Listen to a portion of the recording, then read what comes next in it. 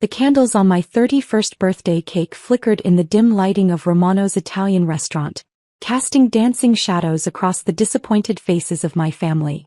What should have been a celebration had turned into another intervention about my failed career choices. 31 years old, Samantha, my father Robert said, cutting into his veal without looking at me. When I was your age, I was already running 3 departments at Pacific Industries. My mother Janet nodded in agreement, dabbing her lips with the cloth napkin. Your sister Emma has her own dental practice. Your brother Michael just made partner at his law firm. And you're still playing around with computers.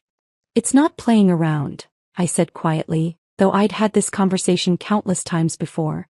I run a tech consulting business. My older brother Michael laughed, not bothering to hide his condescension. Consulting? Come on, Sam. You fix computers for small businesses. That's not consulting, that's tech support. And there's nothing wrong with tech support, Emma added with false sweetness, but let's be realistic about what it is. I took a sip of wine and said nothing. There was no point in explaining that my tech support business had evolved into something much bigger over the past 5 years. They wouldn't understand, and they'd already made up their minds about who I was and what I was capable of. The point is, Dad continued, his voice taking on the authoritative tone he'd perfected during his 30-year career in corporate management, you're wasting your potential. You have a computer science degree from Stanford, for crying out loud. You could be working for Google, Apple, Microsoft, real companies with real futures. Instead, Mom chimed in, you're working out of that tiny apartment, barely making ends meet. Honey, we're worried about you. The irony wasn't lost on me. While they worried about my financial stability, I was sitting on a tech empire worth more than their combined lifetime earnings. But explaining that would require revealing the truth about Carter Technologies, and I wasn't ready for that conversation. I'm doing fine, I said simply. Define fine, Michael challenged. Because from where I'm sitting, fine looks like driving a 10-year-old Honda and living in a studio apartment. My living situation suits my needs. Your living situation is embarrassing, Dad said bluntly. Do you know what my colleagues say when they ask about my children? Emma has her practice, Michael has his partnership, and Samantha fixes computers. The words stung, even though I'd heard variations of them many times before. I had deliberately maintained a low profile, partly for security reasons and partly because I wasn't ready to deal with the family dynamics that would inevitably change once they knew the truth. Robert, Mom said gently, placing her hand on his arm. It's her birthday. Which is exactly why we need to have this conversation, Dad replied. 31 is old enough to stop dreaming and start living in reality. Emma leaned forward, her expression earnest. Sam, we love you. That's why this is so hard to watch. You're brilliant, we all know that. But brilliance without direction is just wasted potential. You could get a job at Pacific Industries tomorrow, Dad said. I still have connections there. The IT department is always looking for qualified people. It wouldn't be glamorous, but it would be stable. Benefits, retirement plan, a real future. I nearly choked on my wine. The suggestion that I should apply for an entry-level position at Pacific Industries, the company I was in the process of acquiring, was so absurd that I couldn't tell if I wanted to laugh or cry. Dad, I appreciate the offer, but don't dismiss it out of hand, he interrupted. I know the current IT director, Marcus Thompson. Good man, practical. He could teach you what real corporate technology looks like. Marcus Thompson. I knew Marcus well. He'd been one of the first people I'd met with when I started evaluating Pacific Industries as an acquisition target 6 months ago. He was indeed a good man, and he'd been incredibly helpful in explaining the company's technological infrastructure and inefficiencies. The salary wouldn't be amazing to start, Dad continued, but within 5 years, you could be making 6 figures. Real money, not whatever it is you're making now. Michael nodded approvingly. Dad's right. And once you're established in corporate IT, you could move around. Build a real career instead of this freelancing thing you're doing. It's not freelancing, I said, my patience finally wearing thin. I own a company. Sam, Emma said gently, having a business license and calling yourself a consultant doesn't make you a company owner. We're not trying to be mean, we're trying to help you see things clearly. The conversation was interrupted by the soft buzz of my phone. I glanced at the screen and saw Sarah Martinez, my executive assistant, calling. I almost declined the call, Family dinner was supposed to be phone-free time, but something made me hesitate. I should take this, I said, starting to stand. Absolutely not, Dad said firmly. It's your birthday dinner. Whatever computer emergency it is can wait. Dad, it might be important. More important than your family? Mom asked, her voice hurt. I sat back down, but my phone buzzed again. Then again. Sarah never called repeatedly unless it was urgent. When it buzzed a fourth time, I couldn't ignore it anymore. I'm sorry, but I really need to take this. I answered the phone before anyone could protest further. Sarah? What's going on? Miss Carter, I'm so sorry to interrupt your birthday dinner, but I have incredible news. Sarah's voice was practically vibrating with excitement. The Pacific Industries merger is complete. All the paperwork went through, the board vote was unanimous, and the transfer of assets is finalized. Congratulations, you now officially own Pacific Industries. The restaurant suddenly felt very quiet. I could hear my family's conversations continuing around me, but their voices seemed distant and muffled, as if I was underwater. The entire acquisition? I asked, though I already knew the answer. Everything. All subsidiaries, all assets, all intellectual property. The previous shareholders have been paid out, and Carter Technologies now owns 100% of Pacific Industries. The announcement will go public first thing Monday morning. I closed my eyes for a moment, trying to process the magnitude of what had just happened. For the past 18 months, I had been quietly acquiring shares of Pacific Industries through various investment vehicles and shell companies. What had started as a small technology acquisition had evolved into a complete corporate takeover. What's the final valuation? I asked.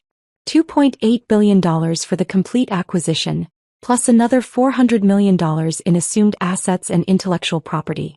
The due diligence team estimates the total value at $3.2 billion. The number hit me like a physical blow. I had just become the owner of a $3.2 billion corporation. The same corporation where my father had worked for 30 years. The same corporation he just suggested I apply to for an entry-level position. Miss Carter? Are you there? Yes, I'm here. Thank you, Sarah. We'll discuss the integration plans on Monday. Should I prepare a press release for your approval? I looked across the table at my father, who was still lecturing Michael about the importance of corporate stability and long-term thinking. In a few days, his former company would be announcing that it had been acquired by Carter Technologies. Eventually, he would learn that the mysterious owner of Carter Technologies was his daughter. The one he thought was wasting her life fixing computers. Not yet, I said. Give me until Monday to decide on the timing. Understood. And Miss Carter? Happy birthday. This is an incredible achievement. I hung up the phone and set it face down on the table, my hands trembling slightly. Across from me, my family continued their conversation as if nothing had changed, completely unaware that the course of their lives had just shifted dramatically. Sorry about that, I said, trying to keep my voice steady. Work emergency? Emma asked with a knowing look. See, this is what we mean. You can't even have dinner without being interrupted by some computer crisis. It wasn't a crisis, I said quietly. Then what was so important that it couldn't wait? Dad asked, his irritation clear. I took a deep breath. The moment I'd been dreading and anticipating for years had finally arrived. There was no more hiding, no more pretending to be something I wasn't. Dad, you mentioned Pacific Industries earlier. Yes. And I meant what I said. I can make some calls, set up an interview. That won't be necessary. He frowned. Samantha, I know you think you're too good for corporate work, but... Dad, I interrupted, my voice stronger now. I don't need an interview at Pacific Industries. I just bought the company. The silence that followed was absolute. Even the ambient restaurant noise seemed to fade away as my family stared at me with expressions ranging from confusion to disbelief. What do you mean you bought the company? Mom asked slowly. I mean Carter Technologies. My company just completed the acquisition of Pacific Industries. The merger finalized 20 minutes ago. Michael was the first to find his voice. Sam, that's not possible. Pacific Industries is a massive corporation. It's worth billions. $3.2 billion to be exact. Dad's face had gone completely pale. Samantha, this isn't funny. I'm not joking. I pulled out my phone and opened the secure app that connected me to Carter Technologies' executive dashboard. Would you like to see the acquisition documents? The screen showed the real-time status of the merger. Complete. Below that were the financial details, the asset transfers, and the integration timeline that would begin Monday morning. Emma leaned over to look at the phone, her eyes widening as she scrolled through the information. This looks real. It is real. But how? Dad's voice trailed off as he struggled to process what he was hearing. The tech consulting business I've been running for the past 5 years? It evolved. I started by helping small businesses optimize their systems, then medium-sized companies, then large corporations. Eventually, I realized I could build better solutions from scratch than I could by fixing existing problems. I paused, watching their faces as they tried to reconcile the daughter they thought they knew with the reality sitting in front of them. So I started developing proprietary software, then acquiring smaller tech companies that complemented my solutions. Carter Technologies has been growing steadily for 3 years. This is our largest acquisition to date, but it's not our first. How large? Michael asked, his lawyer's mind automatically jumping to the financial implications. Before today, about $800 million in total assets. After today, just over $4 billion. The number seemed to physically impact Dad. He slumped back in his chair, staring at me as if I'd transformed into someone he'd never seen before. $4 billion, he repeated numbly. Give or take a few $100 million, depending on market fluctuations. Mom set down her wine glass with shaking hands. Samantha, if this is true, if you really own a company worth $4 billion, why didn't you tell us? It was the question I'd been dreading, because the answer revealed as much about them as it did about me. Because of conversations like this one, I said gently. Because every time I tried to share good news about my business, you found ways to diminish it. When I got my first major contract, you said it was probably a fluke. When I hired my first employees, you said I was getting ahead of myself. When I opened my first office, you asked when I was going to get serious about my future. Emma's eyes filled with tears. We were trying to protect you. I know. But the protection felt like criticism. And after a while it became easier to just not share. But living in that tiny apartment, driving that old car. Mom gestured helplessly. Why? Because I like my apartment. It's convenient to my office, it's secure, and it meets my needs. And the car is reliable and doesn't attract attention. I learned early on that visible wealth creates complications I'd rather avoid. Dad was still staring at the phone screen, scrolling through acquisition documents that bore his daughter's signature as CEO and majority shareholder of Carter Technologies. The people I worked with, he said slowly. The managers, the executives, they were all reporting to you? Not directly. Pacific Industries will maintain its existing management structure, at least initially. But yes, ultimately they report to Carter Technologies, which means they report to me. Marcus Thompson is a good man who does excellent work. He'll be staying on, probably with a promotion and a significant raise. Dad looked up at me with an expression I'd never seen before. Something between awe and bewilderment. All those times I talked about Pacific Industries, about my career there, about the company culture and the management philosophy. I was taking notes, I admitted. Your insights were actually very helpful during the due diligence process. Michael laughed suddenly, a sharp, almost hysterical sound. Do you realize what this means? Sam is now Dad's boss. Technically, she's everyone's boss. I'm not anyone's boss, I corrected. Pacific Industries will continue operating as it always has. I'm not interested in micromanaging a company that's already successful. I'm interested in providing resources and technology that will help it become even more successful. But you could. Emma started, then stopped. I could what? You could fire people. Change policies. Restructure the entire company. I could, I agreed. But I won't. Pacific Industries works because of its people and its culture. I didn't buy it to change it. I bought it to grow it. The waiter appeared at our table, clearly sensing the tension but professionally ignoring it. Can I interest anyone in dessert? Perhaps some birthday cake for the young lady? We all stared at him for a moment as if he'd spoken in a foreign language.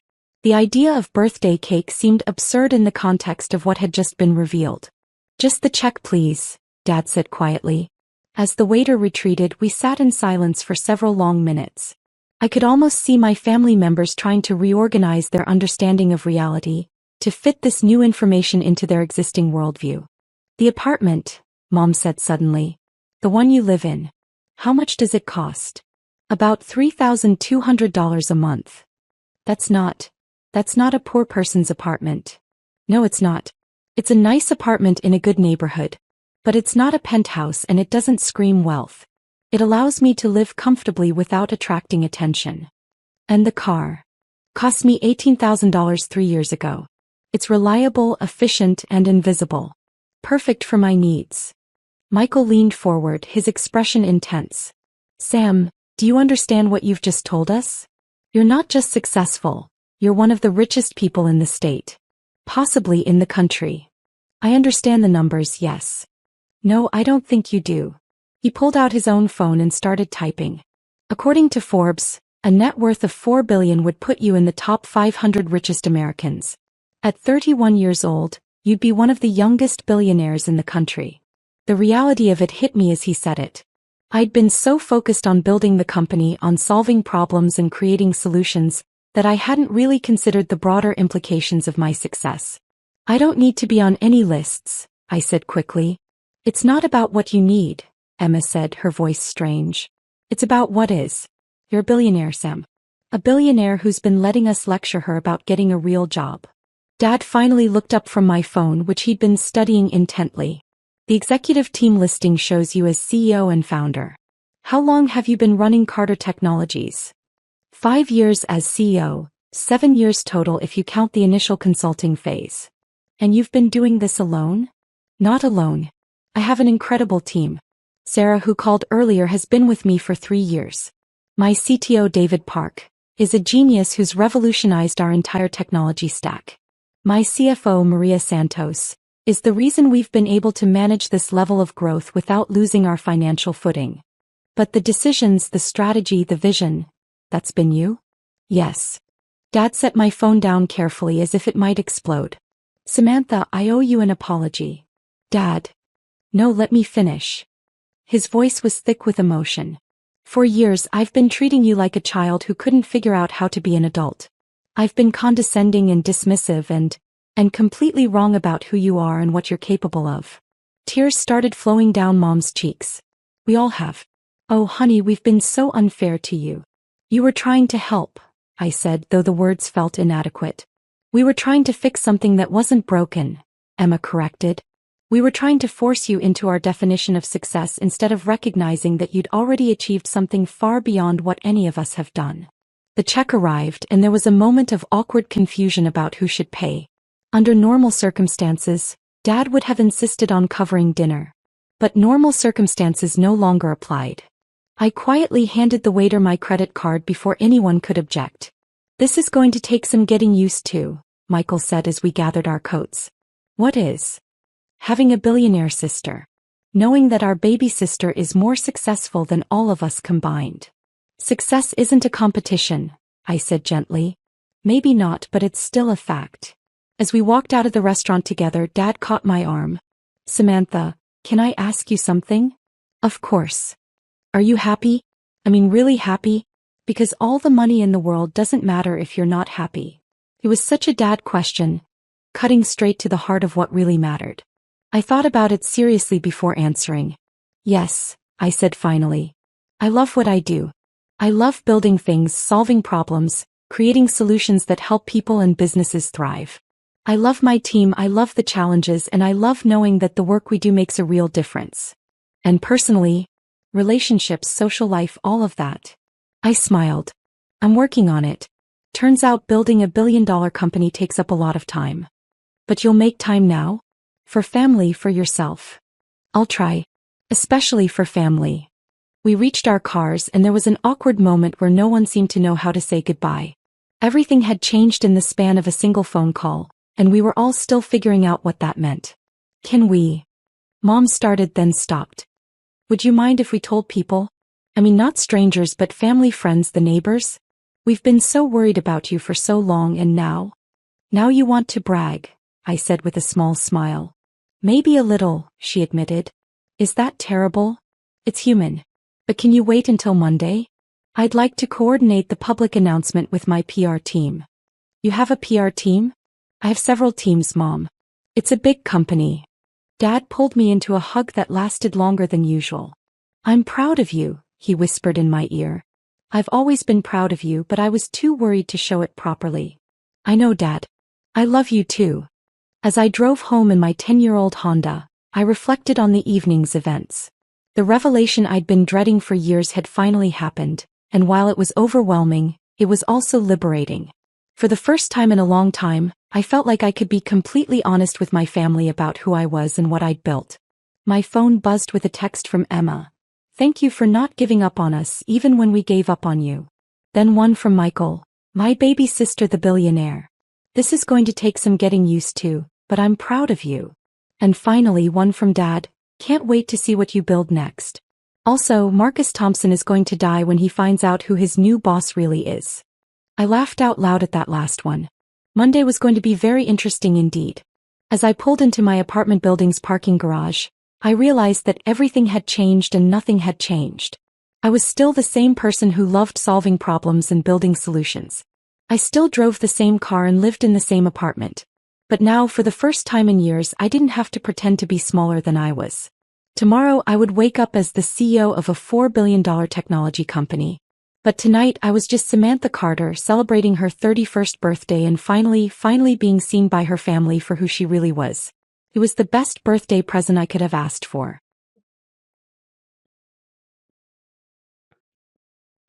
Vale, ¿por qué compartir? Copiar enlace. ¿Por qué no funciona? En las de desarrollo había una que no, muy inesperada. Va, ¿cómo que error? Tío, me cago en la leche. ¿Alguien sabe cómo hacer un enlace de un sonido que me funcione? Es que se me va a acabar el descanso y no lo he hecho. Hola, Nara. Hola, hola. Espera. Buenas. Estudio en la del País Vasco, en la en la EHU, UPV. ¿Qué tal? ¿Tú qué estudias? Sale. Estoy un poco estresada ahora mismo. A ver, venga. Pues voy a tener que volver a copiar el enlace de Discord.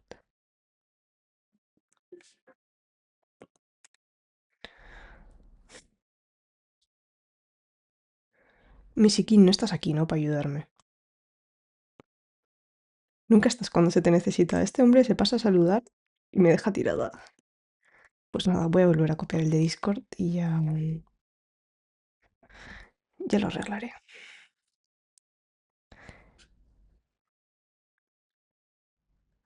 Ah, yo también estoy en la HU en tercero de fisio. Oh, estás en esa facultad horrible.